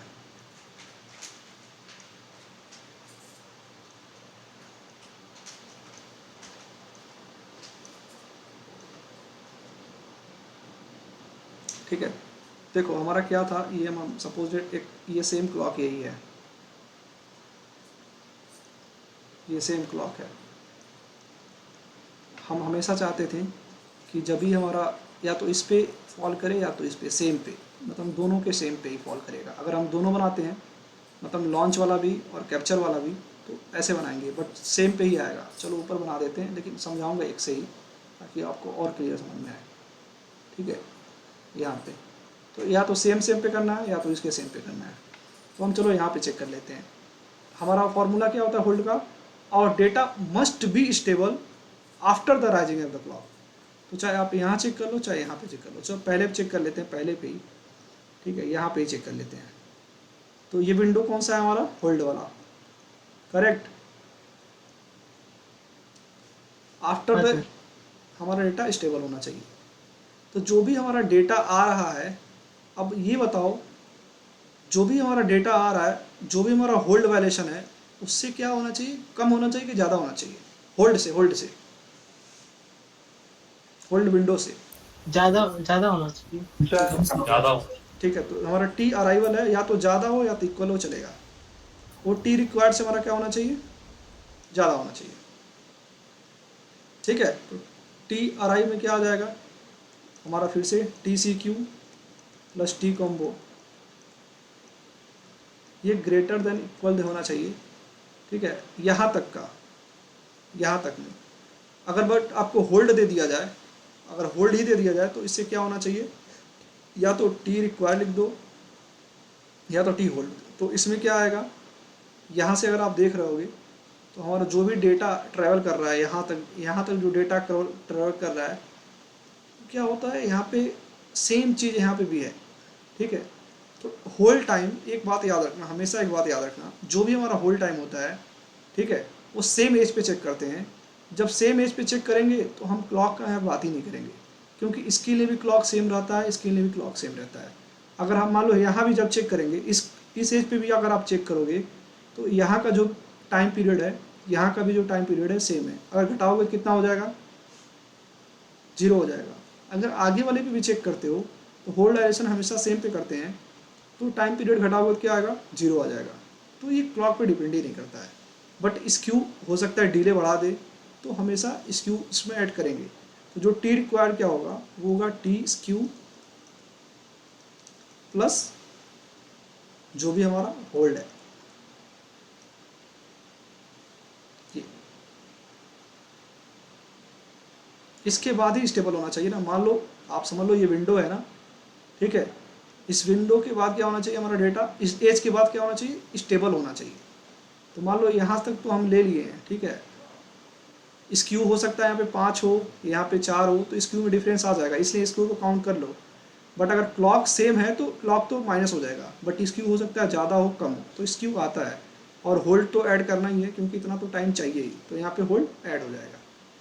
तो एक बात हमेशा याद रखना, इसके फॉर्मूले में और उसके फॉर्मूले में क्या डिफरेंस आ रहा है। आपको एक चीज़ डिफरेंस आ रहा हो, hold time independent upon T clock. It's mean hold time कभी भी फ्रीक्वेंसी पे डिपेंड नहीं करता है, क्लॉक की फ्रीक्वेंसी पे डिपेंड नहीं करता है।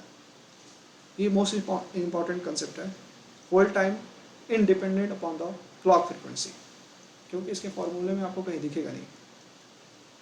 ये फिर से बता रहा हूँ, इंटरव्यू में पूछा जा सकता है कि कौन सा टाइम पे डिपेंडेंट होता है, कौन सा नहीं, सेटअप और होल्ड में से कौन सा डिपेंडेंट होता है। तो आप क्या बताओगे, होल्ड वाला, ठीक है, क्योंकि ये सेम एज पे चेक होता है। तो जो भी अगर हम क्लॉक उतना लेंगे, या तो लॉन्च का सेम लेंगे और कैप्चर का भी सेम लेंगे तो कोई फ़ायदा नहीं होगा। अगर माइनस करेंगे तो दोनों का 0 ही आ जाएगा, तो ये डिपेंड नहीं करता है, ठीक है। बट स्क्यू हो सकता है, स्क्यू कैसे कैलकुलेट करते हैं, इसका माइनस इतना, तो चलो आप इसको तो मान लो घटा दोगे, ठीक है, इसमें हो सकता है 5 हो, इसमें 2 हो, इसमें 3 हो, इसमें 4 हो, तो स्क्यू का आ जाता है रोल थोड़ा सा, तो इसीलिए स्क्यू को ऐड कर लेते हैं, बट टी क्लॉक को नहीं। अब बाकी होल्ड में तो आना ही है, तो होल्ड को ऐड कर दिए, ठीक है।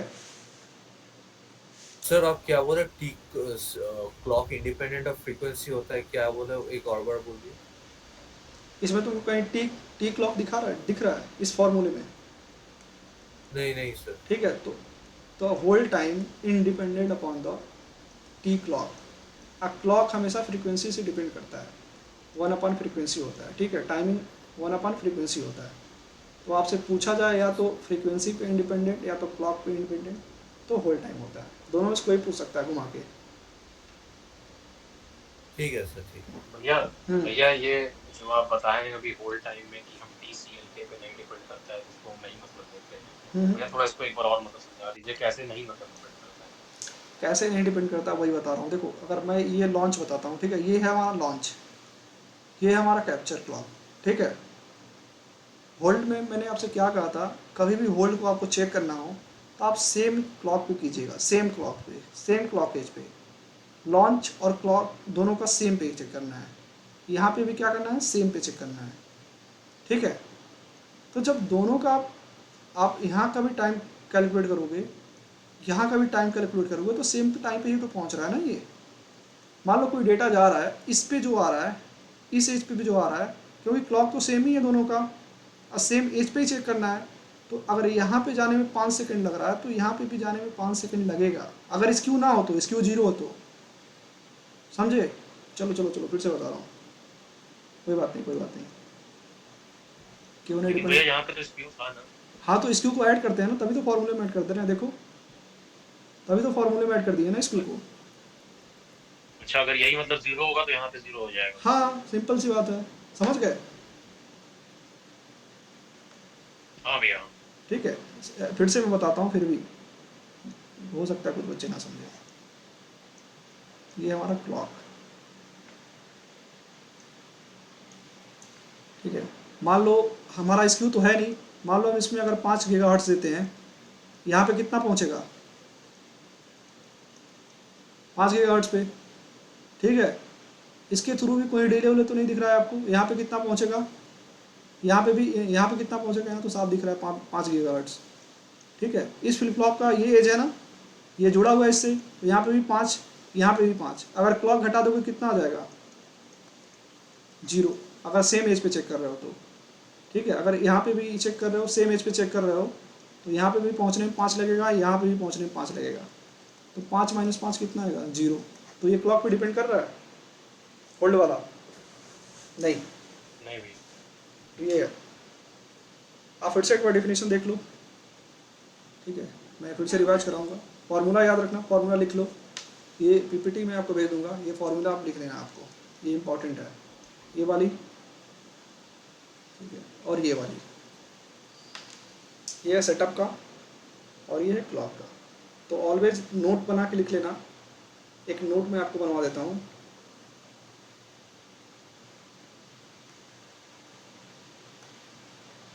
एक नोट बना के आप लिख लेना, hold time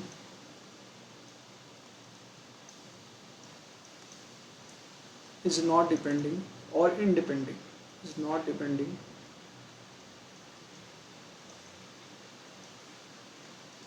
upon the clock frequency, upon the clock और clock frequency, ठीक है। ये नोट बना के सब कोई लिख लेगा। क्यों? रीजन पता है ना आपको, क्योंकि hold time same clock edge पे चेक होता है, तो जितना टाइम लगेगा आपको लॉन्च में जाने में क्लॉक को, उतना ही टाइम लगेगा कैप्चर में, क्योंकि क्लॉक दोनों का सेम होता है, तो क्लॉक पे इंडिपेंडेंट है। मतलब स्क्यू 0 होना चाहिए तब हाँ, ये कह सकते हैं। हाँ, अगर स्क्यू 0 नहीं है तो फॉर्मूले में देखो मैंने स्क्यू लिखा है, आइडियल हमको लेके चलना है ना, स्क्यू तो 0 रहेगा नहीं आपका, ठीक है। हाँ हाँ हाँ वही। देखो स्क्यू लिखा गया है यहाँ पे। चलो कल हम इसका क्वेश्चन कराएंगे, बट मैं एक बार कल फिर से रिवीजन कराऊंगा, तो एक बार पूरा आप देख लेना अच्छे से। सर एक डाउट था, जो टी रिक्वायर्ड है वो टी स्क्यू प्लस होल्ड कैसे है, तो डायग्राम में दिखा सकते हैं। ठीक है, क्या नाम है तुम्हारा? ज्योति प्रकाश। ज्योति जी, ठीक है। ये देखिए टी रिक्वायर में तुम क्या है, क्लॉक पाथ की data path? Sir clock. Clock path, clock में इसमें बफर वगैरह आते हैं, करेक्ट? Yes sir. यही स्क्यू कहलाते हैं, यस सर। ठीक है। तो ये जब टी रिक्वायर यही है हमारा टी रिक्वायर, तो इसमें क्या आ रहा है, तो क्लॉक भी आ रहा है, ठीक है, क्लॉक के साथ बफर भी आ रहा है, तो बफर को ही क्या कहते हैं हम?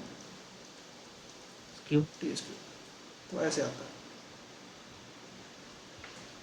ओके भैया एक बार रिकॉर्डिंग बस जल्दी से करना मुझे। हाँ हाँ मैं भी स्टार्ट, ठीक है। ये भैया एक डाउट है भैया, इसमें हम टी क्यू टी क्लॉक सभी कंसिडर किया, लेकिन जिटर को कहीं पर भी हम यूज नहीं किया।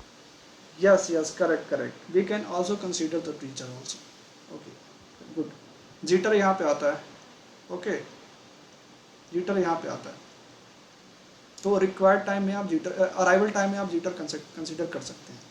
जो भी हमारा अराइवल होता है, इसमें क्या बोला था आपको मैंने, T C Q plus T combo, okay, और जिटर हमेशा एज पे आता है, तो आप यहाँ पे टी जिटर भी ऐड कर सकते हैं।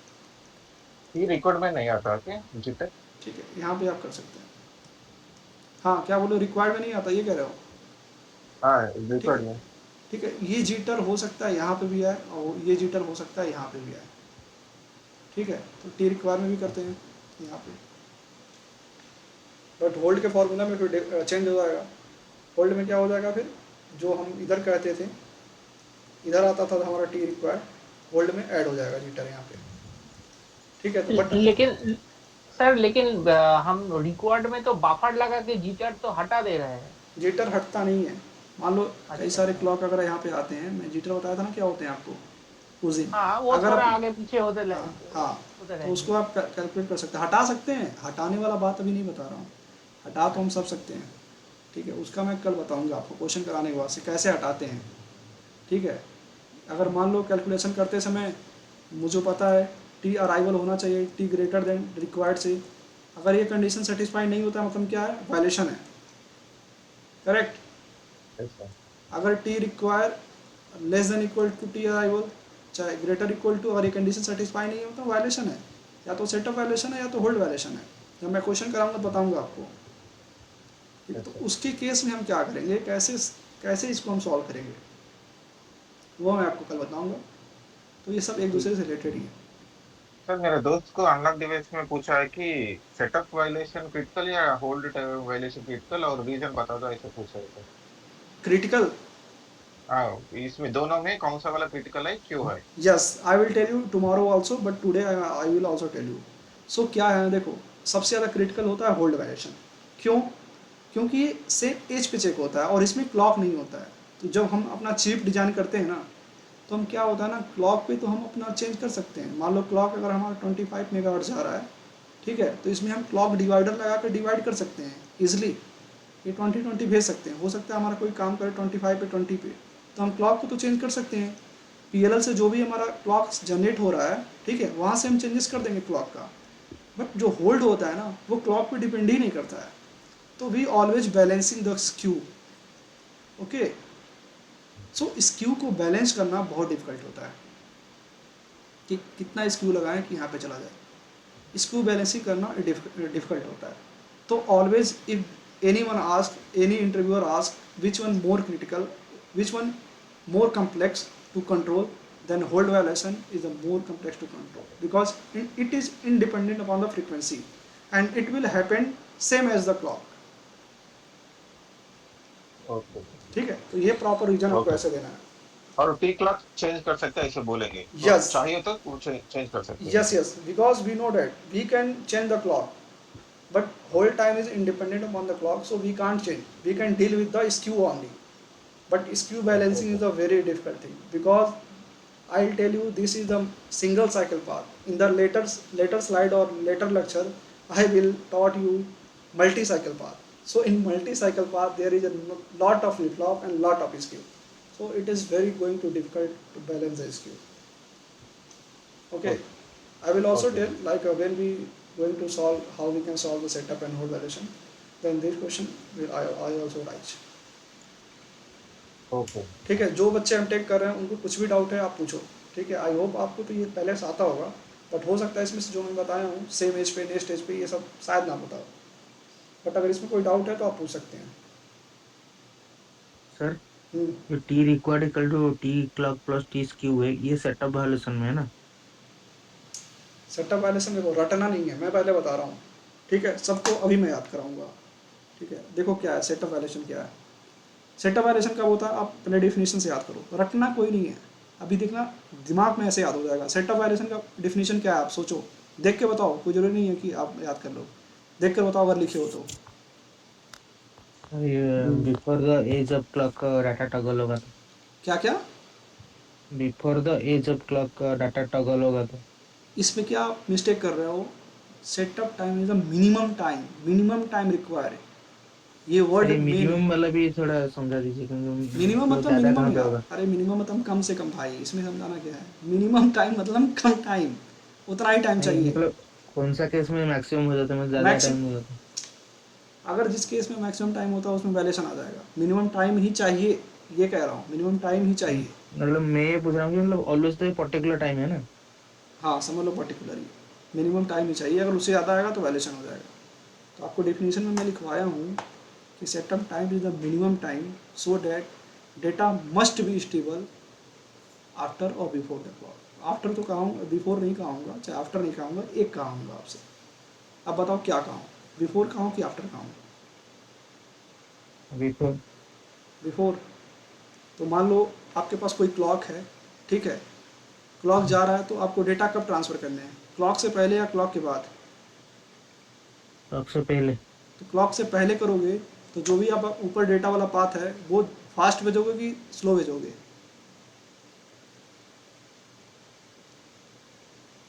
मान लो क्लॉक तो आपका ज़्यादा है, मतलब टी रिक्वायर्ड ज़्यादा है, ज़्यादा चाहिए जी, तो जो हम डेटा भेजेंगे उसे स्लो भेजेंगे कि फास्ट भेजेंगे कि टी रिक्वायर्ड से कम हो जाए? स्लो। तो हमारा डेफिनेशन क्या बनेगा, कंडीशन क्या बनेगा? T require greater than equal than T arrival. Yes. ऐसे डेफिनेशन से पकड़ना है, अगर आप रटोगे तो भूल जाओगे। समझ गए? Yes sir. नहीं समझ में आया तो फिर से पूछो। होल्ड वाला में जो T requirement is equal to T skew plus hold time है, वो थोड़ा बता दीजिए। कौन सा? ये टी जो होल्ड वायलेशन में जो आप अभी बताओगे, मैं अभी आपसे बता दूंगा। होल्ड का डेफिनेशन क्या है? अच्छा, minimum time after the age of clock, the data when the data toggle. हाँ, आफ्टर द, ठीक है। तो मतलब हमारा Yes sir. टी रिक्वायर कम होना चाहिए कि टी अराइवल ज़्यादा होना चाहिए, डेटा ज़्यादा होना चाहिए कि जो हमारा रिक्वायर नीचे क्लॉक है ज़्यादा होना चाहिए। ये कैसे पता चलेगा? डेटा ज्यादा होना चाहिए ना भैया। हाँ, ये देखो कैसे पता चलेगा सर? कैसे पता चलेगा, मैं बताया हूँ, मैं बट फिर भी बता रहा हूँ आपको। डेटा बाद में आना चाहिए क्लॉक के। हाँ, डिफिनीशन से आप नहीं समझ पा रहे हो। देखो डिफिनीशन क्या है, हमारा सेटअप होल्ड का डिफिनीशन क्या है, मैं यहाँ पे फिर से लिख रहा हूँ आपको। जो भी हमारा मिनिमम टाइम है हमारा डेटा का, ठीक है, वो क्या होना चाहिए, जो भी हमारा एक्टिव एज ऑफ क्लॉक है उसके बाद होना चाहिए। हिंदी में चलो लिखता हूँ, उसके बाद आना चाहिए, आफ्टर आना चाहिए। Yes sir. ठीक है, तो मान लो ये हमारा ये क्लॉक है, ठीक है, ये क्लॉक है, जो जी हमारा सर. डेटा आ रहा है घूमते घामते लंदन से, तो इसके बाद ही आना चाहिए ना यहाँ पे। Yes sir. तो ये हमारा टी रिक्वायर हो गया पूरा, Yes sir. टी रिक्वायर हो गया, और ये हमारा टी डेटा हो गया। तो अब बताओ कौन ये ज़्यादा रहना चाहिए। T data T data is greater और equal to T require. Required. अब इससे आपको फॉर्मूला भी नहीं याद करना है। अब टी डेटा में बताया था आपको क्या होता है, ऊपर वाला ऐसे आते हैं, बताया Yes था sir. ना आपको ऐसे। TCQ. हाँ गुड, और कम्बो वाला भी। तो अब फॉर्मूला कोई रटेगा। यहाँ पे जो टी रिक्वायर्ड है वो हाँ उसको कैसे लिखेंगे? जैसे टी डाटा आप लिख दिया, टी तो कॉम्बो प्लस हाँ, तो TCQ, यहाँ पे जो रिक्वायर्ड है वही वाला मैं पूछ रहा था। रिक्वायर्ड वाला में क्लॉक हटा देना, स्क्यू लिख देना, और होल्ड प्लस होल्ड। नहीं मतलब वो कैसे आया, वो तो मतलब ये तो फॉर्मूला तो हो गया। यार ये बात मैंने चौथी बार, देखो फिर देखो कैसे आया, टी रिक्वायर्ड कैसे आया, पूछ रहे हो, स्क्यू सिर्फ आया, ठीक है, और होल्ड क्या आया। तुम पूछना चाहते हो कि सर क्लॉक क्यों नहीं आ रहा, ये पूछना चाहते हो ना। हाँ मतलब और ये जो मतलब लिखे है ना आप, इसका कुछ मतलब डायग्राम में मतलब कैसे ये मतलब ये रट्टा जैसे हो गया तो। ठीक है, रट्टा मत मारो, रट्टा मारोगे तो भी अच्छा नहीं बात है। ये डायग्राम में थोड़ा बता दीजिए। ठीक है, बिल्कुल बताऊंगा। और बाकी को समझ में आ गया ना। हेलो, हाँ सर। ठीक है, हाँ सर हाँ सर। जिसको नहीं समझ में हाँ आएगा हाँ भैया। हाँ, इनके साथ एक बार और समझना जिनको नहीं समझ में आया। ठीक है, कोई बात नहीं है, आपको अगर ना आए अब 50 बार पूछो, ठीक है, मैं गुस्साऊंगा नहीं, ठीक है, बट उतना बार भी नहीं पूछना है यार। ठीक है, कोई बात नहीं, देखो मजाक चलता रहता है यार, सीरियस होकर थोड़ी पढ़ाया जाता है। देखो मान लो ये आपका एक फ्लॉप है, ठीक है, क्या नाम है आपका? ज्योति प्रकाश। ज्योति जी। मान लीजिए ये क्लॉक है, ठीक है, ये हमारा डेटा है। किसी को नींद तो नहीं आ रहा ना? नहीं सर। ठीक है, मान लो सर ये थोड़ा थोड़ा आ रहा है। हाँ, तो जगह रहना है, ठीक है, तुमको मैं पहचान रहा हूँ, तुम्हारी आवाज़ तो मैं पहले पहचान रहा हूँ। ठीक है, मान लो ये हमारा लॉन्च है, ठीक है भैया, और ये हमारा कैप्चर है। Yes. तो ये जो क्लॉक है आप बताइए, मान लीजिए हम यहाँ पर क्लॉक का वैल्यू हम रख देते हैं 5 गीगाहर्ट्ज़। ये गीगाहर्ट्ज़ पे मत जाओ, ये यूनिट है, 5 याद करो। यहाँ कितने टाइम में पहुँचेगा? बीच में कुछ है? नहीं, बीच में बस तार है, तो यहाँ 5 पे ही पहुँचेगा। 5 नैनो। और यहाँ पे कितना पहुँचेगा? कुछ तार है, बीच में कुछ है, 5 पे ही है। तो हम रिक्वायर में इसको क्यों काउंट करें? अगर रिक्वायर्ड में क्या करेंगे, हमारा क्या होता है, अगर इसमें से इसमें ले जाएंगे तो ये घटाओगे कितना आएगा? 5 में से 5 जाए कितना है? 0। क्यों घटाएंगे? क्योंकि हम होल टाइम बताए थे आपको कि हमेशा सेम एज पे ही चेक करना है, ठीक है, ये याद रखना। सेम एज वाला आप भूल जा रहे हो, इसलिए आपको पता नहीं चल रहा क्यों। सेम एज पे, तो मतलब अगर यहाँ से यहीं पे चेक करो, यहीं पे चेक करोगे, तो हमारा हमेशा क्लॉक 0 ही आएगा, समझे? Yes sir. ऐसे अगर सेम एज पे चेक करते हैं तो हमेशा 0 ही आएगा, इसीलिए हम क्लॉक मान नहीं लगाए हैं। और स्क्यू तो नहीं लगा है ना, स्क्यू फिर ऐड हुआ। हाँ, तो मान लो अगर स्क्यू यहाँ पे लग गया है, ठीक है, स्क्यू लग गया, ये तो आइडियल केस हो गया जब स्क्यू नहीं था, बट जब स्क्यू आ रहा है ना, तो हो सकता है कि तुम्हारा डेटा सेम आएगा, 5 आएगा, बट डिले के साथ आएगा, कुछ डिले के साथ। स्क्यू मतलब क्या? डिले, तो कुछ डिले के साथ तो आएगा। उसी टाइम सर 0 नहीं होगा ना? हाँ, अरे तो होगा भाई, तो फिर क्लॉक पे लेना पड़ेगा ना। देखो, तो बस स्क्यू को काउंट करो ना, स्क्यू को अलग कर दो, स्क्यू को अलग कर दो काउंट करके, तो क्या बचेगा आपके पास? इस क्यू सिर्फ को क्लॉक। तो सिर्फ क्लॉक, तो क्लॉक को हटा दो, क्लॉक 0 ही आएगा। अभी जब मैं क्वेश्चंस कराऊंगा ना आपको तो और क्लियर समझ में आएगा। जब मैं आपको इस क्यू की वैल्यू दूंगा और क्लॉक की वैल्यू दूंगा तब जब होल्ड कैलकुलेट करोगे तो और क्लियर हो जाओगे आप आइडियल केस मान लीजिए भैया कोई इशू नहीं है। एक रिक्वेस्ट है बस, क्वेश्चन कराने से पहले एक बार इसकी रिकॉर्डिंग फिर से जल्द से जल्द अवेलेबल कर दो। ठीक है, मतलब वो फिर मैं से रिवाइज भेजूंगा। हो हाँ बस मैं बिल्कुल भेजूंगा, ठीक है। और क्वेश्चन कराने से पहले मैं एक बार फिर से बताऊंगा, क्योंकि मुझे पता है भूल जाओगे। जाएगा। ठीक है, सेम। भैया हाँ वो जो तो यहाँ सेटअप पे में जो जो सेटअप होल्ड का जो कहाँ पे है, फॉर्मूला में जो वो टी रिक्वायरमेंट टी क्यू तो आ गया, हाँ, होल्ड कहाँ पे है? होल्ड कहाँ पे आएगा? ठीक है, देखो होल्ड क्या होता है आफ्टर दे, पहले डेफिनेशन तुम अच्छे से पढ़ लेना एक बार, ठीक है। Yes sir. होल्ड यहाँ पे आएगा ना, इसके बाद से कहो हाँ, होल्ड इसके बाद से आएगा। तो मान लो ये तो टी रिक्वायर हो गया यहाँ तक का, ठीक है। हमारा जो भी हमारा डेटा होना चाहिए, क्या होता है डेफिनेशन, मिनिमम टाइम जब भी हमारा डेटा हो, इसके बाद क्या होना चाहिए, हमारा डेटा स्टेबल होना चाहिए। इसके बाद तो ये टाइम लोगे कि नहीं लोगे? Yes sir. हाँ, तो ये इसी में होता है, ये टाइम लोगे तो ठीक है। तो फिर ये कैसे, मतलब टी रिक्वायर्ड है, वो तो T A is equal to T required plus hold हो गया ना? हाँ हाँ, तो वही बता रहा हूँ, ये रिक्वायर्ड में ही आएगा ना पूरा, यहाँ पे क्लॉक में ही है ना ये सब कुछ।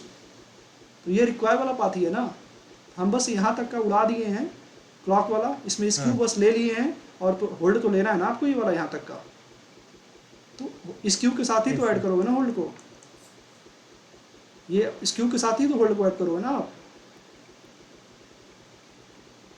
एक मिनट, चलो कोई बात नहीं, फिर से कोई बात नहीं। देखो कोई हंसेगा नहीं, पहले बता रहा हूँ, ठीक है।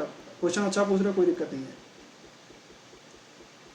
मान लो ये है, एक छोटी लाइन में बनाता हूँ, ठीक है। यहाँ तक का हमको टाइम रिक्वायरमेंट है, बट ये जो विंडो है ये वाली होल्ड वाली है। तो ये हो गया आपका टी टाइमिंग वाला, और ये हो गया होल्ड वाला। तो पूरा टाइम को क्या कहेंगे हम, ये मान लो इस क्यू है और ये होल्ड है, पूरा क्या कहेंगे, इस क्यू प्लस होल्ड, यहाँ तक का देखने के लिए, तो इसीलिए वहाँ पे रिक्वायर में प्लस है। अगर यहीं हम यहाँ देखते हैं, मान लो ये हम रिक्वायर है लेकिन हम यहाँ का देख रहे हैं, तो ये चीज़ क्या करोगे इसमें से, माइनस। तो वो सेटअप में हो रहा था, अब समझे? Yes sir. किसी को और डाउट है कुछ? टी क्लॉक जो है कैप्चर माइनस लॉन्च होगा ना भैया? क्या टी क्लॉक जो आप बोल रहे थे वो कैप्चर माइनस लॉन्च होगा ना? टी क्लॉक फिक्स होता है यार, कैप्चर माइनस लॉन्च तो स्क्यू होता है। अच्छा ठीक है, सर इसका कल बोलो आप। सर ये कल बोला था ना सर, ये पाथ रिले में शॉर्टेस्ट पाथ डिले का और होल्ड टाइम का कुछ रिलेशन होगा, वो बाद में पता चलेगा क्या? हाँ, अभी मैं क्वेश्चन कराऊंगा कल हाँ, क्वेश्चन मैं कराऊंगा तो उसमें पता चलेगा। इसके बाद से क्वेश्चन कराऊंगा, फिर मैं आपको बताता हूँ कि अगर होल्ड डिले, क्वेश्चन में ही बताऊंगा कि अगर आपको होल्ड वायलेशन आ गया, सेटअप वायलेशन आ गया, ठीक है, तो उसको कैसे हम रिमूव करेंगे, जो ठीक है। नहीं, इसका रिलेशन शॉर्टेस्ट पाथ का और होल्ड टाइम का relation. Yes, will tell you. Thank you. और जो पुराने स्टूडेंट्स हैं टेक वाले, वो रुके रहेंगे, ठीक है। और बाकी और जिनको डाउट है आप डाउट पूछो। थोड़ा मैं रिकॉर्डिंग यहाँ बंद करता हूँ।